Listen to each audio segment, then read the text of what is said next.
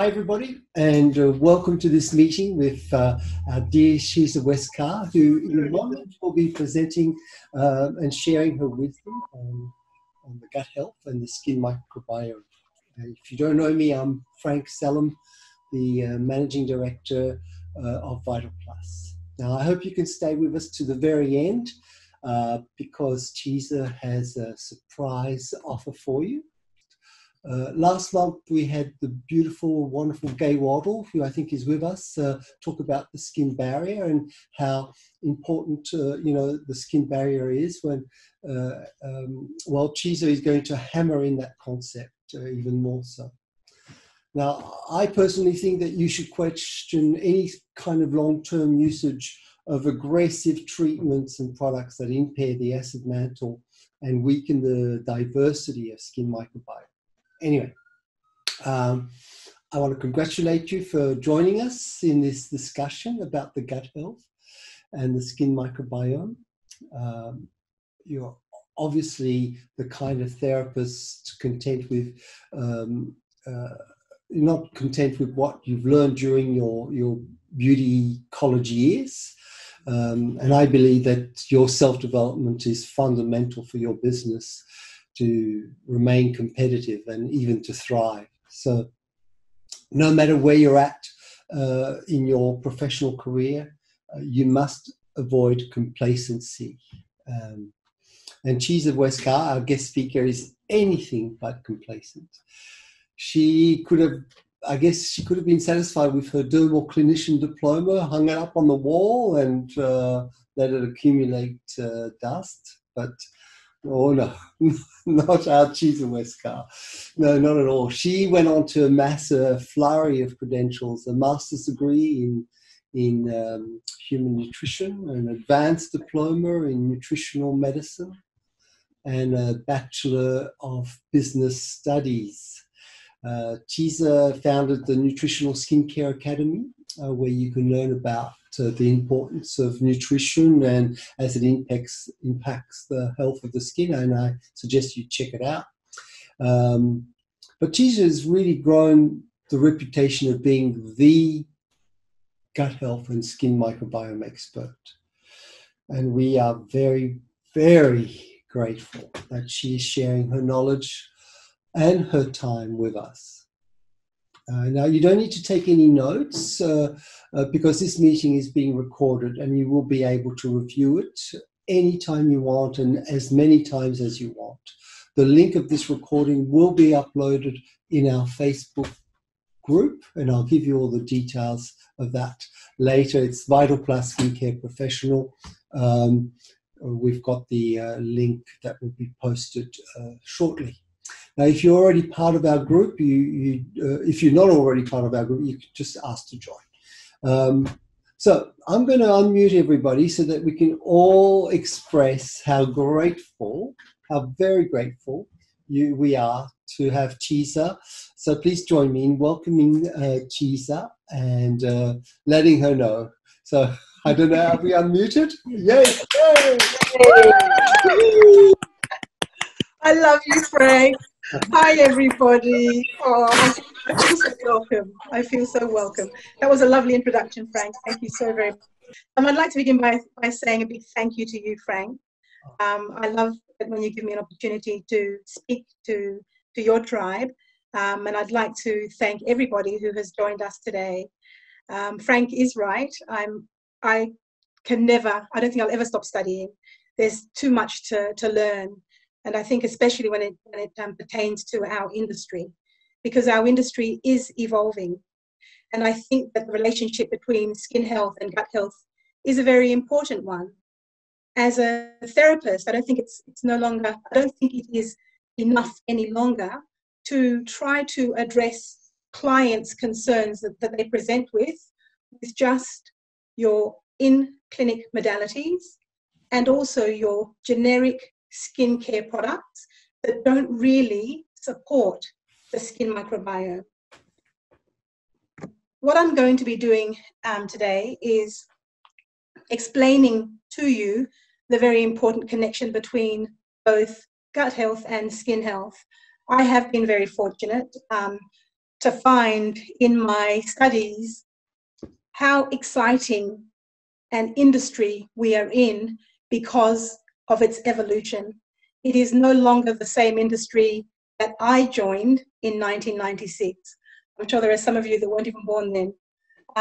It has changed and it continues to change. And what's exciting is that we as therapists in charge of the largest organ of the body are able to do so much more for our clients. I work as both a nutritionist and dermal clinician at a number of clinics. I also, as Frank said, run the Nutritional Skincare Academy, and I consult online. So I have quite a few clinics who refer their problem skin cases to me if they're not getting any success with the treatment modalities that they're using. What I thought we would do today in the time that I have is introduce the gut to those of you who are not familiar with it. And I think it is an organ that we really do need to become comfortable with, because you're going to see that many of the skin conditions that we see every day typically have an origin or a starting place in the gut. I thought also that I'd talk about the skin microbiome because it's the next frontier. We've all heard about the gut. Now the microscope is on the skin microbiome. And I want you to see how important it is to the health of your skin and your client's skin. And then I thought that I would look at how we can support the microbiome. There are skincare products that are popping onto our shelves, that are being researched daily. And these skincare products contain ingredients that were not typically seen in our traditional skincare ranges. So I'm going to talk to you about those. And then, as a nutritionist, how can I not talk about nutrition and the impact of what our clients are eating on the health of their skin? There are a number of you who maybe are not very confident or comfortable talking about nutrition to your clients because you may feel that you're not nutritionists and it's out of your scope of practice. I personally feel that you can have a conversation with your clients without them looking at you a bit oddly because you're talking about nutrition. Because nutrition impacts the largest organ of the body and you are in charge of it, you have to know how it impacts skin health. So let's get started. When we talk about the gut, it is more than just the intestines. We refer to the gut as a long tube that actually runs from the mouth all the way down to the anal passage. And it includes the stomach, as well as the small and the large intestines or colon. When we consume food, once we've chewed it and we swallow it, it's broken up in the stomach and it passes into the small intestine. And that's where our nutrients are absorbed. What is not absorbed then passes into the large colon. And this is where a colony of microbes get to work and break down the food that is now typically indigestible fiber for the most part, and they make metabolites out of this fermented fiber. Another word for metabolites is short-chain fatty acids. I find it quite fascinating to think that these microscopic organisms actually weigh up to 2 kilos in a healthy person. That to me is mind-blowing. I always say that I'm grateful that the viruses and the fungus and the bacteria, I'm grateful that these are microscopic, because the idea of having all of these creatures teeming through my body is a bit scary.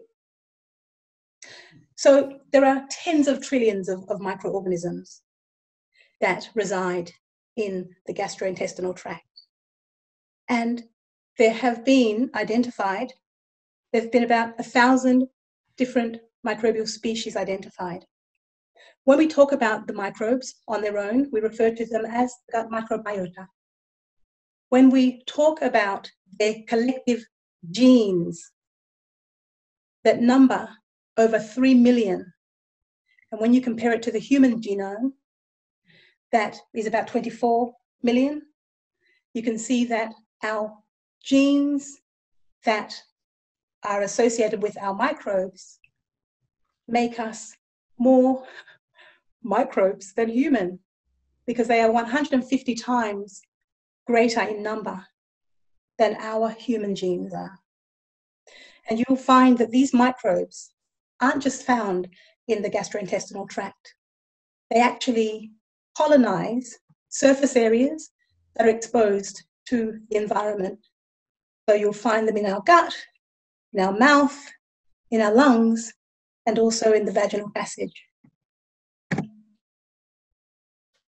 Here you can see that the largest concentration of microbes in the gastrointestinal tract are actually found in the large colon. The different types of microbes that reside in the different areas are pH dependent. You'll find that the smallest numbers reside in highly acidic environments, and you'll find that the greater number of microbes reside in a more alkaline environment. And so when we look at the function of these microbes, they are responsible for so much. And I think that scientists are realizing just how intricately related they are to our overall health. These microbes are able to help our body fight disease. Our gut contains up to 80% of our immune system. And we refer to this as the gut-associated lymphoid tissue. And this is found embedded in the tissue lining.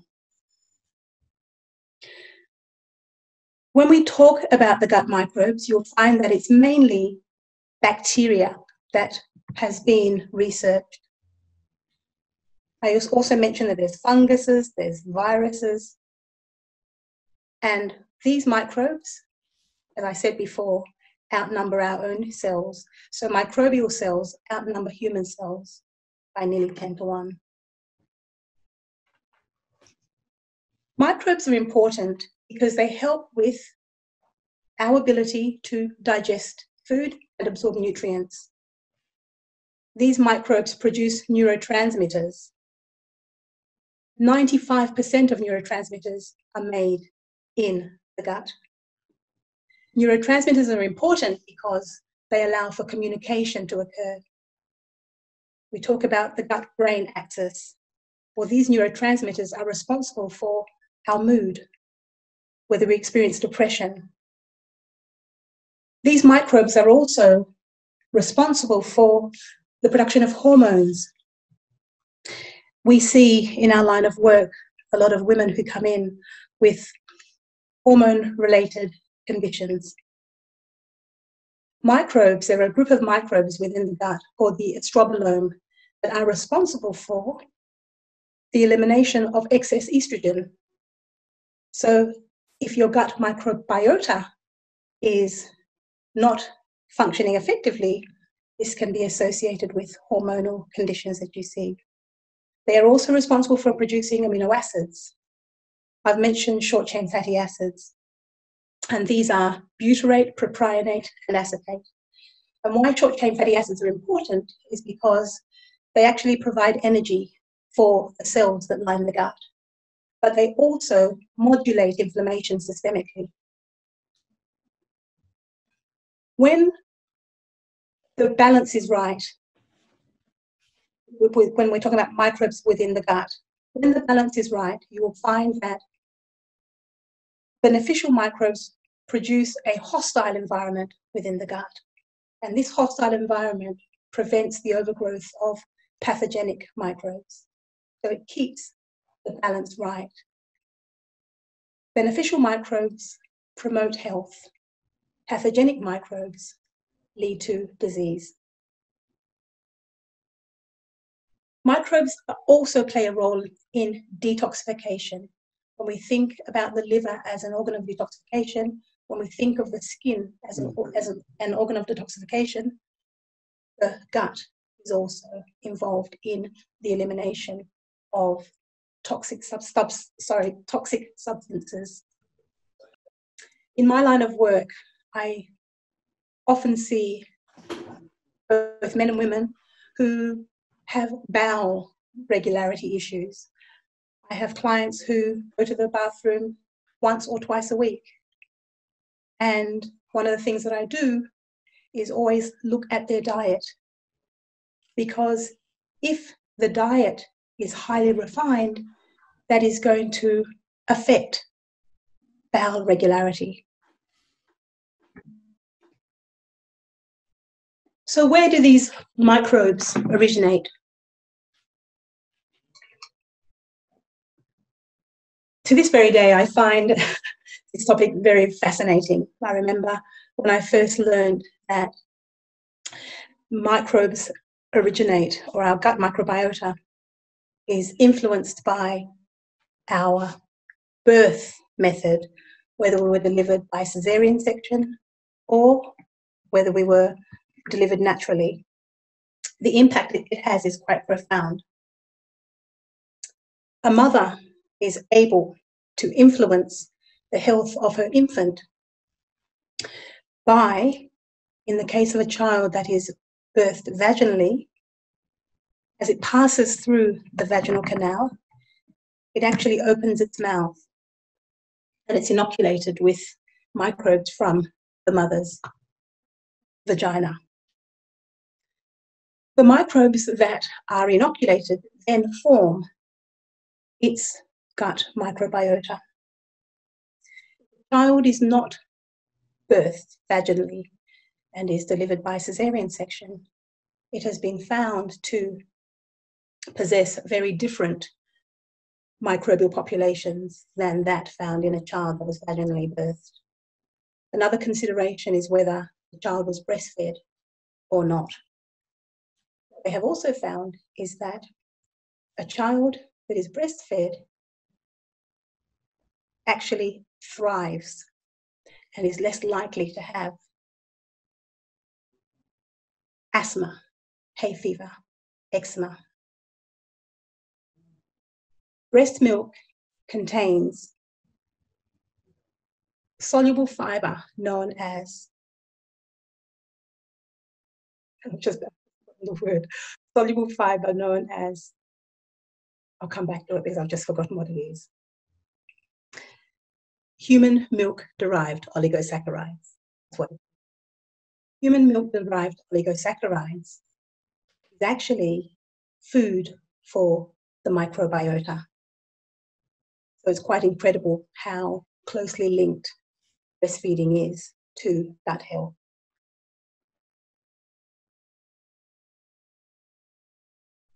The microbiota of an infant does not stay the same. It is not static. It actually evolves over time. It evolves over time based on the health of the infant. The microbiota of an infant that is ill is going to be very different to the microbiota of a child that is healthy and thriving.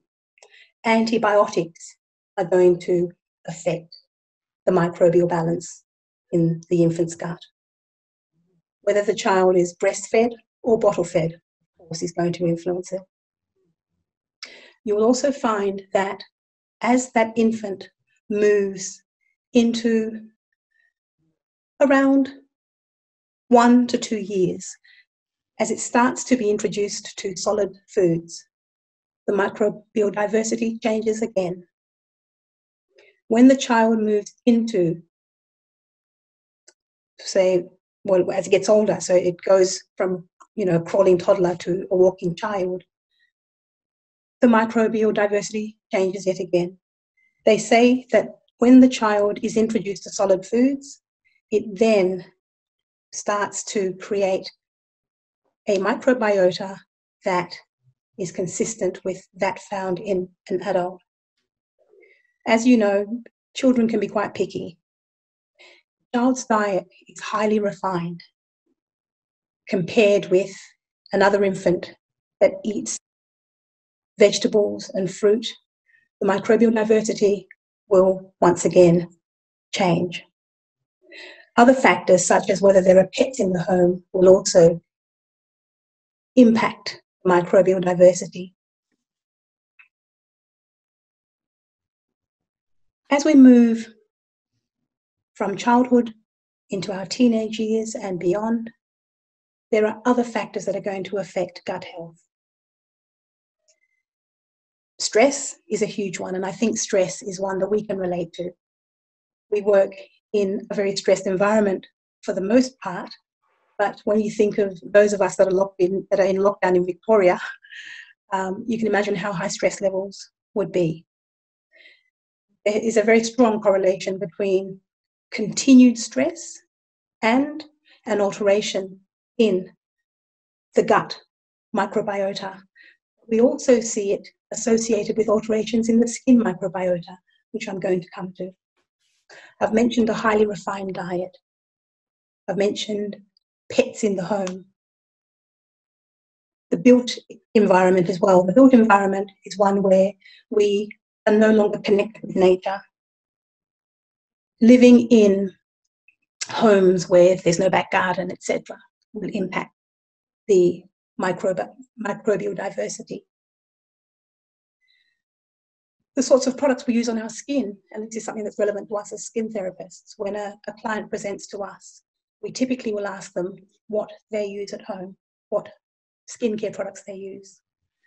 We know that the sorts of products, soaps, etc., can alter the skin microbiota, which I'm going to come to. An altered gut microbial diversity can lead to disease, can lead to chronic health issues. And when we talk about chronic health issues, we typically will find that microbial diversity in a healthy person compared to that in someone who is compromised in any way, and we looked at some of the things that are going to alter gut health, you will find that the little connections that keep the enterocytes or the cells that line the gut intact start to pull apart. And these little connections that pull apart result in what we call a leaky gut. A leaky gut is more of a layman's term for what is described as gut permeability or an impermeable gut. The gut contains a single cell layer that keeps the inside of the gut separated from the interstitium or the interstitial fluid. This cell layer, when it's intact, is very selective with what it allows to pass through into the bloodstream. When we think of the microbes, the bacteria, the fungus, the yeast, are found in our gut, they have no business leaving the gut and going into the bloodstream. So this barrier, this impermeable barrier that is very selective with what it allows, will allow nutrients to pass through, but it will keep potentially toxic material from leaving the gut. The flip side occurs where you have a leaky gut. Molecules that have no business leaving the gut will leave and find their way into the bloodstream. So we find, for example, gluten, which in some people can be a source of inflammation. We find pathogens that should not leave the gut also also being taken up into the bloodstream. And this occurs because a protein called zonulin is upregulated. And this protein that's upregulated causes the little connections to pull apart, therefore allowing these proteins and these inflammatory molecules to then make their way into the bloodstream, causing inflammation at distant sites.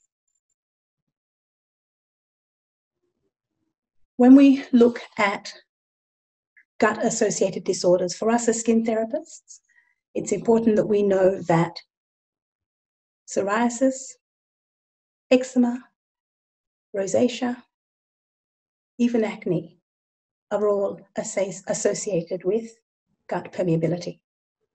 I see a lot of clients who come in to see me with abdominal distension. They're always gassy, they're bloated. I see people who come in to see me with different kinds of inflammatory bowel syndromes or disease, Crohn's, celiac, diverticulitis, ulcerative colitis. All of these are associated with gut permeability. We talked before about the gut-brain connection. I mentioned it briefly. There is a long nerve that goes from the brainstem to the gut, 10th cranial nerve, and it's called the vagus nerve. And we often refer to the vagus nerve as a bidirectional superhighway. It takes messages from the gut to the brain, and it also sends or transmits messages from the brain to the gut. Depression has been linked to gut permeability or to leaky gut. I mentioned already that chronic stress has also been associated with leaky gut. When you have 80% of the immune system in the gut lining, microbes communicate with the immune system. It is said that the gut microbes inform the immune system. When you have allergies in a patient, we connect it or we associate it with gut permeability, as well as asthma, diabetes, obesity, as other examples.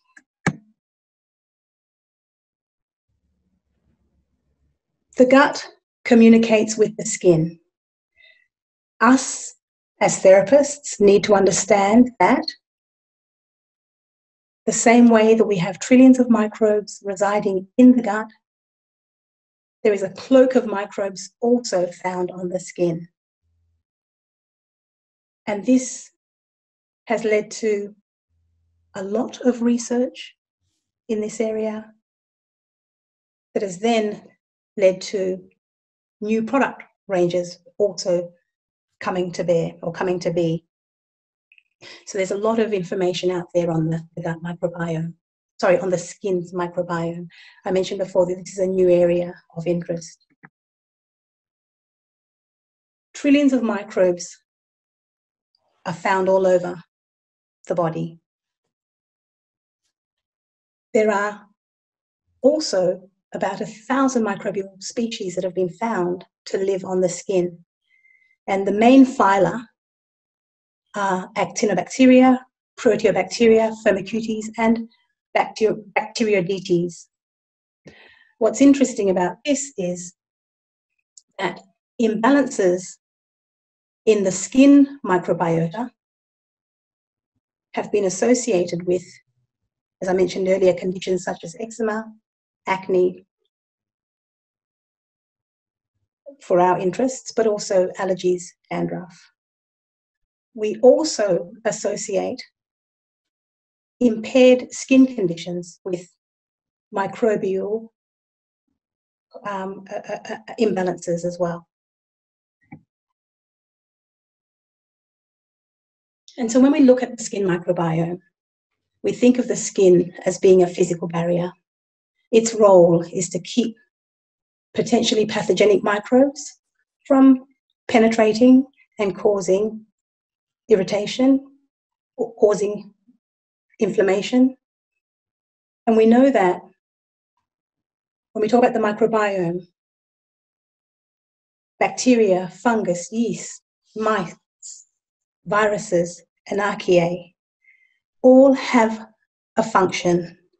And that function, once again, is also a protective one. The microbiome is found all over the body. I mentioned that there is a microbiome gut, there's an oral microbiome, I mentioned there's a skin microbiome.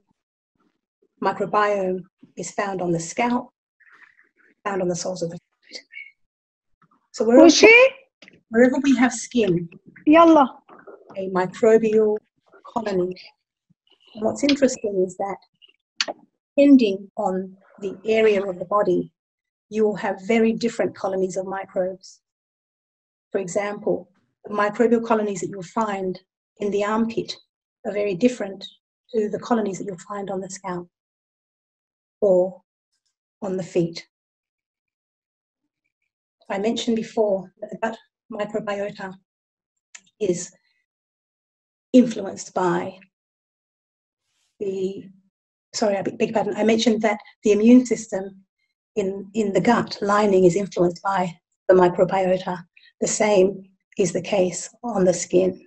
The skin microbiota influences the skin's immune system. So when we talk about the skin's immune system, I mentioned that the gut-associated lymphoid tissue describes the gut immune system. We have SALT, or the skin-associated lymphoid tissue. And this basically looks at both our immune and our adaptive immune system. We look at our innate and our adaptive immune system. So when we talk about our innate immune system, this is our first line of defense. This is the immune system that's activated when we are exposed to potential harm. And so the body, as a way of trying to protect itself, has cells that are found in the epidermis that are going to release cytokines and inflammatory molecules. And so I'm sure that you all remember the Langerhans cell. The Langerhans cell is found in the epidermis, and its role is to act like a sentry. And if there are any molecules that penetrate or get into the epidermis, using its dendritic arms, it will eliminate them. The keratinocyte is also part of the skin's immune response. There are toll-like receptors that are on the keratinocyte, and the keratinocyte is able to also release inflammatory molecules and cytokines and interleukins that are designed to destroy these potentially pathogenic or foreign molecules. And then we have our adaptive immune response, and this is not immediate. This is where our T cells and our B cells and our natural killer cells are activated. So the adaptive immune response tends to be target specific. It goes after a particular target, whereas with the innate immune response, it tends to be non-specific. It's interesting to know that our microbiota is unique to us because it is influenced by our environment. It is influenced by our genetic makeup. I mentioned before that when a child is vaginally delivered and it opens its mouth and it's inoculated with its mother's vaginal bacteria, it's actually coated also with mother's microbial flora. So that uniqueness is something that varies from person to person. I mentioned before that our environment can play a part, but also what sex we are, what age we are, and where on the body we're talking about. When it comes to the environment, what kind of environment do we live in? Is it a very humid environment? Is it very dry? we also have a genetic component. So when we talk about conditions such as psoriasis, for example, that is associated with defects in filaggrin production, that can be a genetic susceptibility. What kind of work do we do? What kind of hygiene practices are on board? So, as you can see, there are different factors that are associated with individual skin microbial populations. So when we look at what we find present in a healthy skin compared to a skin that is not healthy, or that is inflamed, or that is barrier impaired, just like in the gut, it's really important for there to be good microbial balance, but also diverse microbes that inhabit the stratum corneum, that live on top of the stratum corneum. You'll find that in order for microbial diversity and balance to be present, the pH needs to be between 4.5 and 5.5, where the pH is either too high or too, when I say too high, I mean alkaline, so too high up at pH scale, where it moves into the 7s and where you've got the more alkaline rather than acidic imbalance, or where you have the pH being too low, which means that it's more acidic, you will find an imbalance in the microbes that live on the skin. Any kind of imbalance is going to be associated with inflammatory skin conditions. So it's really important, I think, when we as therapists are looking to address an inflammatory skin concern, that we always look to the health of the skin microbiota. We can't expect to achieve results if we are not respectful of the skin microbiome. Because with any kind of dysbiosis, you're then going to have a knock-on effect. You're going to have pathogens being able to penetrate the skin, leading to chronic inflammatory situations. And so I talked about the gut-brain axis and how gut health can influence mental health, depression, mood disorders. We now know that there is also communication that happens between the gut and the skin. So we talk about crosstalk that occurs between the gut and the skin, where we have patients, so in the literature, there have been cases of patients with psoriasis or with eczema having a dysbiotic gut. It's not enough, like I said before, to just try to address the inflammatory skin condition without having a look at lifestyle factors and diet and how they may affect gut health. So this communication, or this communication between gut health and skin health is very obvious. Connected or associated conditions sometimes have a cutaneous manifestation and vice versa. An example is rosacea.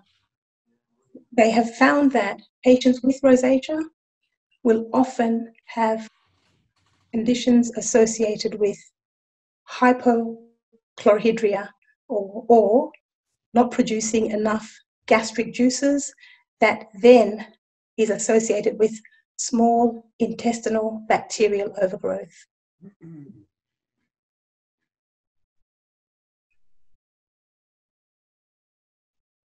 We're all familiar with eczema.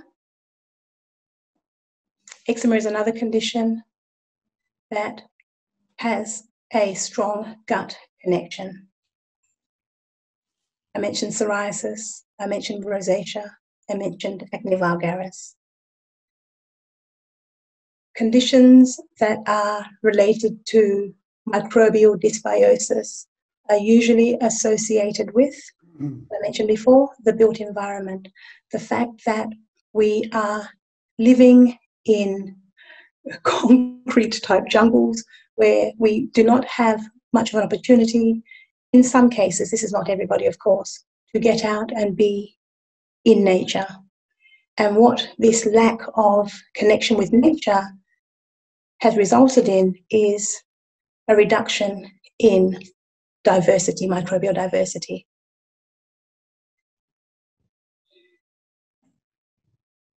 I want to pause for a minute and have us as therapists think about the sorts of treatment modalities that we have in our practices and the sorts of treatments that we carry out.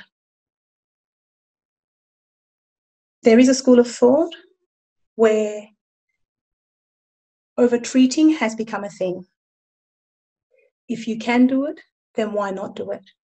And so there's been no regard to how the treatments may affect the long-term health of the client's skin, but also the microbial balance. Chemical peels that are done perhaps too regularly, peeling agents that are used that are completely obliterating the microbes on the skin surface. The question to ask is, if you are carrying out treatments where there is a disruption to the microbial balance, what are you doing to restore that function? I think it would be unrealistic for us to think that these treatments are ever going to go away. I'm thinking of chemical peels, I'm thinking of microdermabrasion, for example, so treatments that are disruptive to the barrier function. They're not going to go away. It might be that if you are going to carry them out, then you look at what you can do to try to restore health in health. It might be that you space out the treatments, so you're not doing them as frequently. There are so many ways to achieve rejuvenation without being disruptive to the barrier function.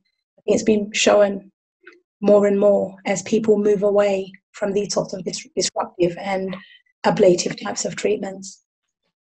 And so, because we have this evolution happening where the client is also becoming more savvy,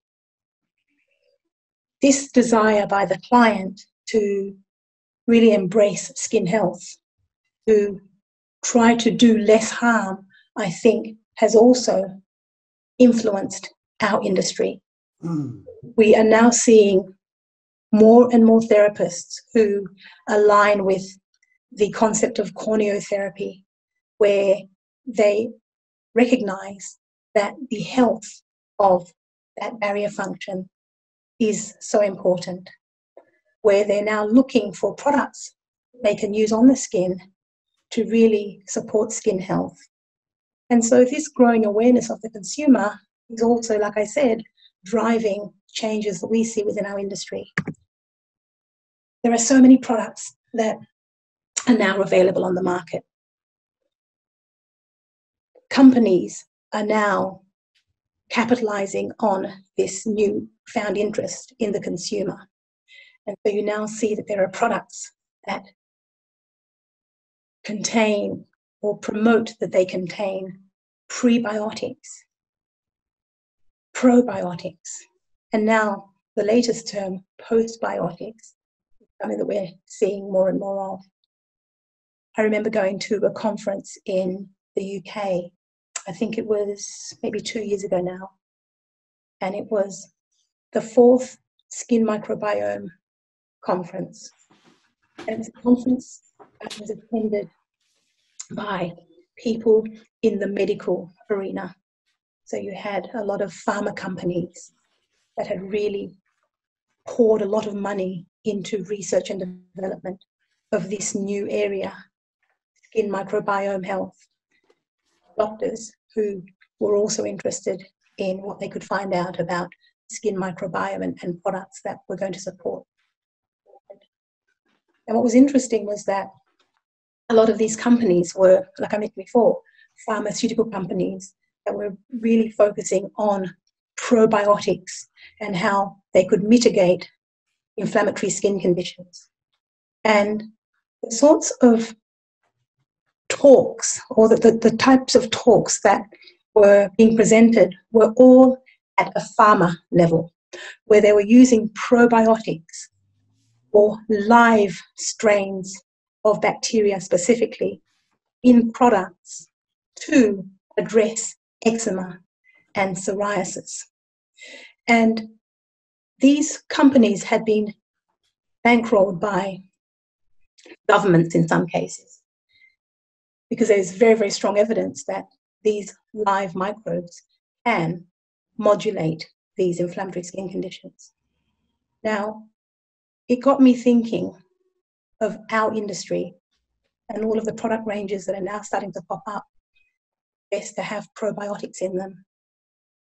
And what I query is a probiotic containing live strains of bacteria that is approved by the FDA or the TGA as a drug is very different to what we would find in our industry, where these microbes have not been tested. We don't know whether they're still alive.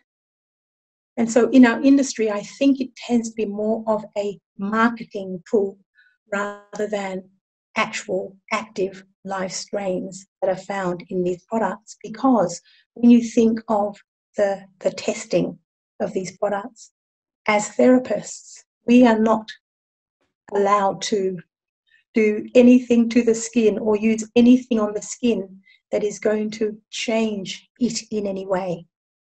So I think it's really important that we look at what it is that we are able to use successfully and effectively. I would tend to look at prebiotics, mainly because these are mediums that are applied to the skin that are going to encourage microbial diversity. By having a well-hydrated skin, by having what we call specific carbohydrates such as fructooligosaccharides in a product, it is going to promote microbial diversity. Unlike probiotics in a product that, first of all, you would have to check to make sure that they're actually alive and doing what they're supposed to be doing, which we don't have access to as therapists. You would also then need to determine what strain you're using. So it becomes very murky when you compare what we have access to versus what you would have a pharma company producing for use in inflammatory skin conditions such as, like I said, psoriasis and eczema. The latest addition to ingredients that are used in products are postbiotics. And postbiotics refer to the metabolites of the probiotics. So you don't actually have probiotics in the product, but you have these active metabolites, so they can be the castings from the cell, the cast-offs from the cell walls, or some of these chemicals that are released by the probiotics or the microbes. They are found within the postbiotic products. So you don't actually have any kind of live material. And they also have been found to have benefit, whether it be antioxidant, anti-inflammatory, or immunomodulatory benefits. So they're the three categories. Like I said, the postbiotics is a new one. So I think the postbiotics and the prebiotics are the ones that you're going to start to see more and more of in our industry. There are some companies that are already out on the market, and They have different claims. I know that Mother Dirt professes to having microbes within the product, live microbes. And I made a point of actually questioning her. This particular lady who owns the product line was doing a talk on her product. And this is a cosmetic product. And I asked the question, I said, how is it possible for a skin care product, a cosmetic product, to have live microbes in it? She said that the product was coming to Australia, and I said, how is it that the Australian government would have allowed a product like that in to the market as a cosmetic? And her response was, it wasn't tested.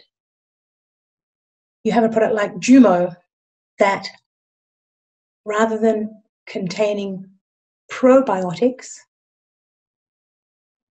is a prebiotic. It provides the perfect environment for microbes to thrive. So I think it's important for you to do your research, to see what's out there, to ask questions before you obviously decide with what you're on what you're going to perhaps bringing in to support what it is that you're doing in your practice. So the gut microbiome, the skin microbiome are very important for gut health and skin health. But what about the food that we eat? I think that's also very important. A patient or a client comes in to see you with acne or eczema or psoriasis, very inflamed, very barrier impaired. Yes, we had a look at all of the different modalities that are available to you as clinicians. So maybe some heel light or, red LED may be something that you choose to use. But I think it's important to also perhaps have a look at how inflammation can be driven by diet. And so we look at the Western diet as being a very pro-inflammatory diet. And that is because it tends to be very high in sugar, very high in salt, and very low in fiber. And there tends to be quite excessive meat consumption. And this is a diet that is not going to support microbial diversity. You tend to find that this diet is associated with gut-related disease states, ulcerative colitis. You look at people who have colon cancers, and diet tends to be a major factor. To support gut health, it's really important to look at what constitutes an anti-inflammatory diet. And that would be a diet that is very rich in vegetables and in the right kind of fruit. I have clients who come in and say, oh, but I eat a lot of fruit, and it's very high sugar fruit with no vegetables. So you're better off focusing on obtaining fiber from vegetables rather than fruit. Fruit is not bad. It should be consumed it should be consumed moderately. Whole grains, legumes, nuts, these sorts of foods are going to promote microbial diversity and also reduce inflammation. We talked about prebiotics in skin care. We also look at prebiotics in our diet, and we tend to look at foods that are very fiber rich. These foods that are fiber rich are going to be food for our gut bugs. We also then need to look at probiotics, and probiotics are found in our fermented foods. And there are so many different types of fermented foods that actually confer a healthy status on the client or the person who's consuming them. So it could be that you choose kraut. I make my own kraut. or kefir. Kefir is a liquid, either milk or a drink that is fermented using kefir grains. There's kombucha, which is fermented tea, and there's kvass, which is fermented beetroot. So all of these fermented foods and drinks actually improve both digestive health as well as microbial health. But we do know that our clients are not always going to eat well. One of the things that I do that's really helped my clients is I produce meal plans that I give them. So a 14-day meal plan is what they are going to be on before they come in and see me again, because typically they don't know what to eat. And so you'll find that some clients will choose to perhaps supplement because it's easier than trying to work out what to eat. Now, I'm not saying at all that the diet should be all bad and have the client think that supplementation is going to be the answer. You'll find that supplementation usually occurs because there is a need for higher concentrations of a particular nutrient rather than what they're consuming. So the term nutraceuticals first came about it was coined by a doctor called Dr. Stephen Felice. And he described nutraceuticals to be foods, parts of foods that provide a medical health benefit. So it could be a medical benefit or a health benefit. And they could be used for the prevention of disease or for the treatment of disease. I think when we look at this area of nutrition, it's important for us to know that as therapists, our focus is food alone. The nutraceutical industry continues to boom. It's expected to go from a $198.7 billion industry in 2016 to a $350 billion industry by 2022. In our industry, we have started to see more and more products pop up, and these products all tend to focus on skin health. In our industry, we tend to see powders and elixirs, capsules sometimes too. And like I said, the reasons why these products are now being embraced by skin therapists is that they recognize that the diet may be lacking in diversity, client may be time poor. You might also find that in the case of myself as a nutritionist, I see a lot of patients or clients who have chronic stress, who are on long-term medication. And so nutraceuticals are given perhaps to maybe seal and repair the gut wall.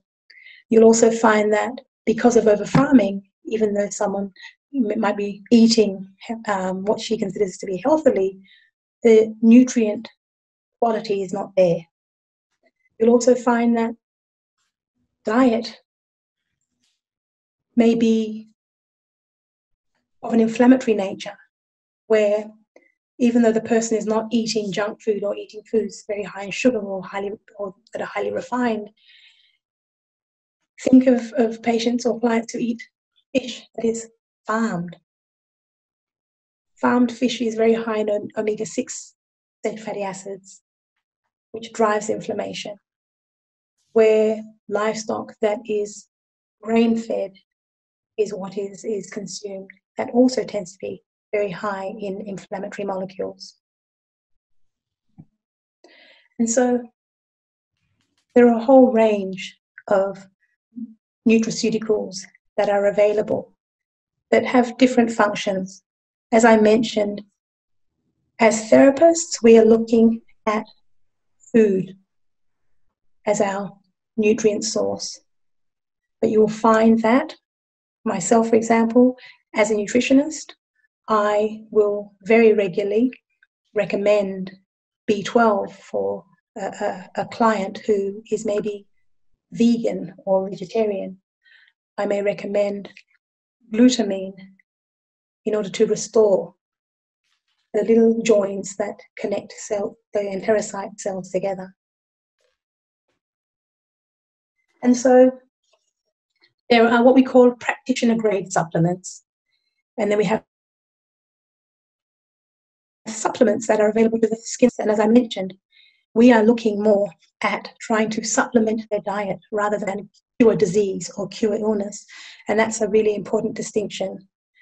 If you are looking to provide supplementation within your practice, it should be to help with supporting skin health rather than to cure disease.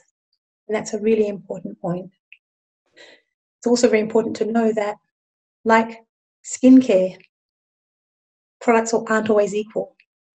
You might find that someone goes down to a big chemist, whose name I won't mention, and there's a big bargain bin, and there's a big tub of fish oil reduced to $19. That is never going to be as good quality as something that has the bioavailability, the potency, and the purity. And so when we look at what we are trying to achieve when it comes to improving skin health, we need to look at the gut, because by improving gut health, we will improve skin health.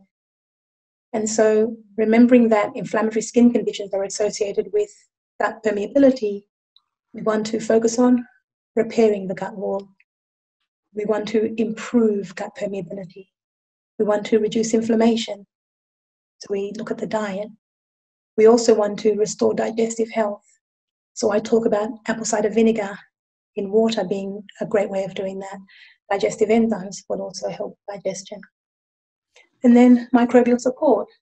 So this is where getting the client to increase the amount of prebiotics that they consume.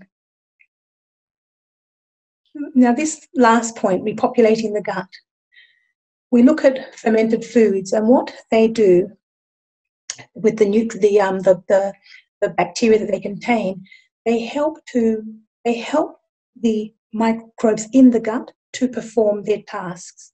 So I want to make it clear that we do not have probiotics suddenly becoming our bacteria that are found within the gut. They help increase the function that these microbes carry out.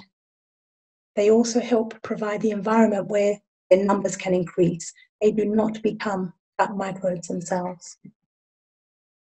And so last but not least, when we look at how to talk about nutrition to your clients, I think it's really important for us to first of all empower ourselves.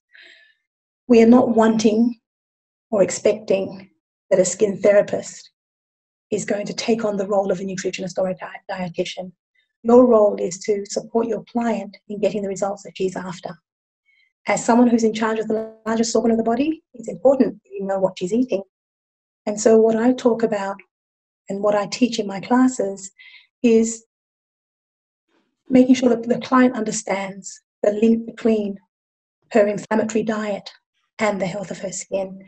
And I didn't really go into it in any detail in this presentation, but there is a very, very strong link between all of those inflammatory skin conditions and gut health. I then make it very easy by incorporating nutrition-related questions into the consultation process. Because in the consultation, finding out what she's eating, you can explain how the sugary diet is causing sebum production to increase, is causing skin cell proliferation to increase, thereby causing those plugs that then result in the breakouts that we associate with acne, for example. I think it's also very important, if you are looking at introducing nutrition into the consultation process, it's important that you allow enough time when I ask clients and when I ask therapists who attend my classes how much time they allow for a consult, sometimes it's 15 minutes. This has got to be something that I think, I talk about an hour consult. You charge, you get the patient to pay for, or the client to pay for. You can't do this in a half-hearted manner. You're either going to incorporate nutrition into your consult by allowing the time to do it properly. It's also really important that you're professional at all times and that the patient or the client sees you as the expert. And so this just very quickly, I know I've gone over time, but I just wanted to very, very quickly just go through these important points. You allow enough time. You explain that in your clinic, you actually take a holistic approach. You look internally for clues of what's going on, or how what's going on internally is connected to her presenting concerns. I always make sure that I find out what her concern is and then explain how it's linked to whatever the factors are, stress, her diet, for example. I want to always find out how long they've had it, what they've been using previously, because if they have been using products that have not worked, it's your opportunity to explain how differently you're going to address the condition. This is where, like I mentioned, you perhaps nutrition where no one has before. I always check if they're using supplements. Remember that we're talking about skin condition related supplements in your case. She may be using a supplement. She's not using anything that is going to help her skin concern.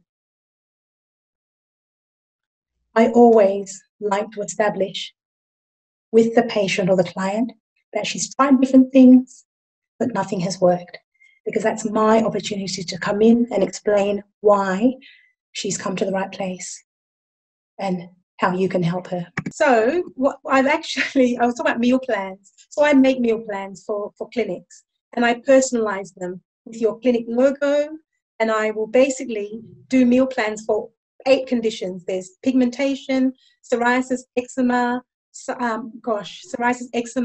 acne, rosacea.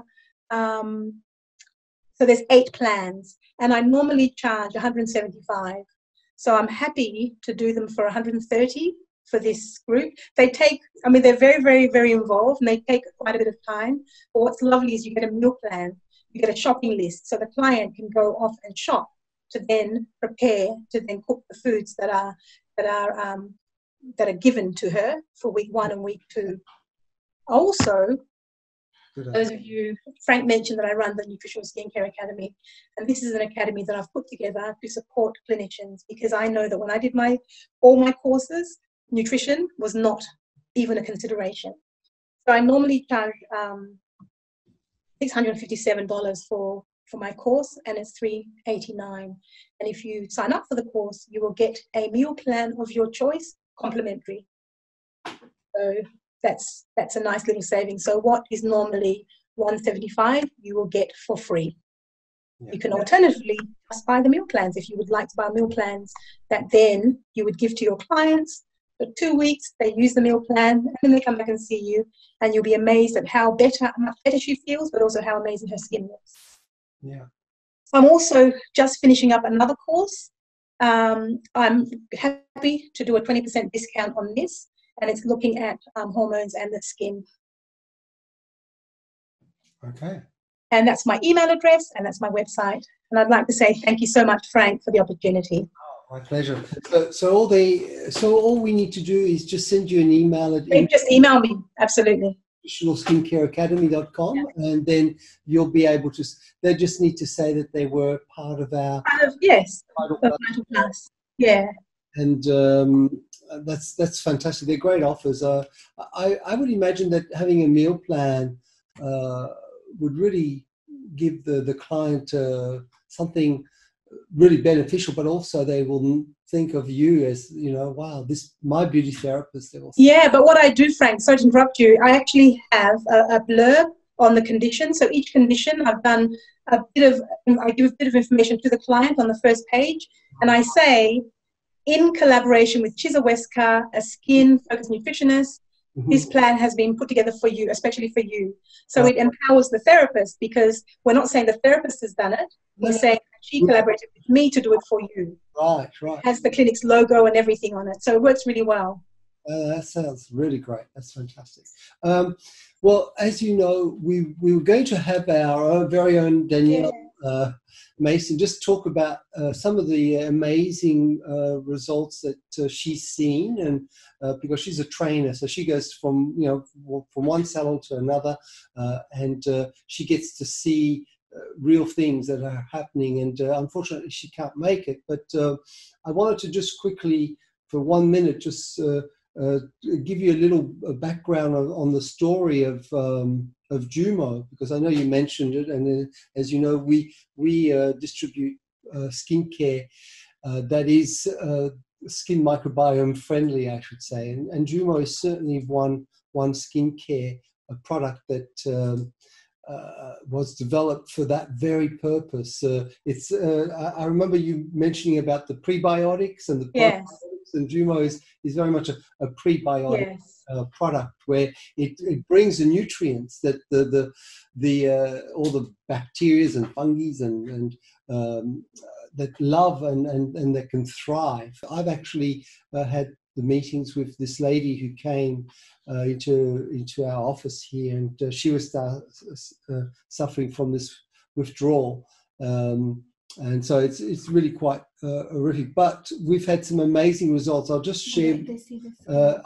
Sorry, this is the screen that you see. Okay, so you can probably see some of the. You should be able to see these before and after images. Amazing. That it's just being done with Jumo, and just to keep you understanding, Jumo is nothing more but a body wash or a face wash. That's it. There are no creams, there are no masks or anything like that. It's just a face wash and body wash. If the skin microbiome is healthy, then you can treat a lot of skin conditions just by doing that. So it's quite extraordinary. There's quite a lot to venture. I recommend that all beauty therapists sort of look at the aggressive treatments, and if they're doing that, the long-term effects of those will be devastating. It'll be the opposite of anti-aging, and it'll strip the immunity and so forth. So look into that. We to get Chiza's recording, if you'd like to have it, and I think it's worth re-seeing and re-watching again, because there's so much. I recommend that you do get the link on our Facebook group. So please join our group if you're not already part of it. And Chiza, have you got any last words? Just to say that, I know because they're part of your tribe, most of them, I'm sure they understand how important the skin microbiome is. Yes. But if you're new to it and you've just sort of jumped on board because you've seen what the topic is, I really encourage you to explore more the very important connection between gut health and skin health, because you will definitely find that the results you get from your treatments will be much enhanced by taking a holistic approach. Definitely. Totally agree. Well, thank you, and thank you for. Thank you so much, guys. We went over time, but it was just too important to. I appreciate that. Thank you. Take care, everybody. Thanks, guys.